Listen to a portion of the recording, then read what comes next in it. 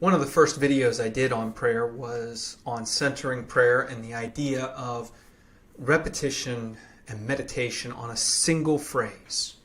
I used the phrase, Lord have mercy, Christ have mercy. And the idea of sitting calmly and relaxed to breathe that prayer in and breathe it out and focus on deep, long breaths that are both meant to focus your mind on one word and one phrase and to physically de-stress, relax your body, slow your heart rate, all the wonderful things that mindfulness and meditation bring to us.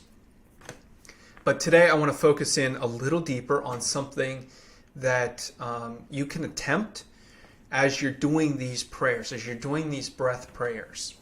This is something that, frankly, I haven't really tried too much. I had a professor who talked about this, and I found it curious. It's something that I know different people who have done it, but I've never really focused that hard on trying this. And that is, as you are focusing in on your breathing and as you are focusing in on the phrase, to ask God for the prayer of your heart.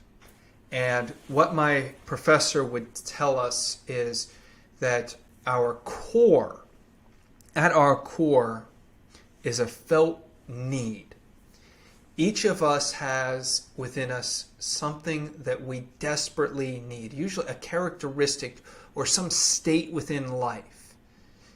And that prayer is at the very center of our being. And it's when we can feel and touch that prayer that we really truly start to grasp what God has for us. And when we truly hit that center, that core, it's when we can really express ourselves in prayer. And so I want to encourage you, if that's something that you want to pursue, to start meditating on a phrase. And again, a good, solid biblical phrase, Lord have mercy, Christ have mercy, God is love. Stuff like this that are very simple, one line, two lines at most, phrases that you can repeat again and again and breathe them in and out. And that whole time that you're doing that, you want to start focusing in on the idea of God, reveal my heart to me. Reveal to me that deep longing. And you're going to come out with one or at most two words. This is not something that you're going to come upon and just stumble upon the first time you try it. This is something that you have to practice again and again, day after day, week after week, to get at that very essence, that core. And you're going to usually come across a word that is most that describes a spiritual gift in some way. And I'm not here talking about what people would typically classify as spiritual gifts like prophecy or speaking in tongues. What I mean is a true embodiment of the Spirit. I think of the fruit of the Spirit, love, joy, peace, patience. I think of some of the Beatitudes like humility. I think of states like that are much more at the core of who Jesus was and his character. And those states take us fully and deeply into the presence of God.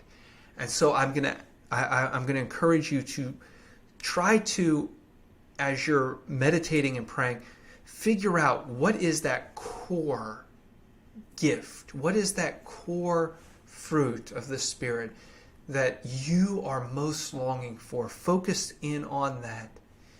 And then once you have kind of settled in and really experienced that in the true heart of hearts, then start to commune with God and say, how do I bring that out? If it's humility, Lord, how do I bring out humility in my life? How do I bring out this situation that is dear to me? How do I express that to the world around me? I hope that has been I hope that has been a blessing to you. I hope you can practice that. If you have, of course, if you have questions, comments, want to know where to go, just reach out to me. I can help you out a little bit more. But until I meet you again, God bless.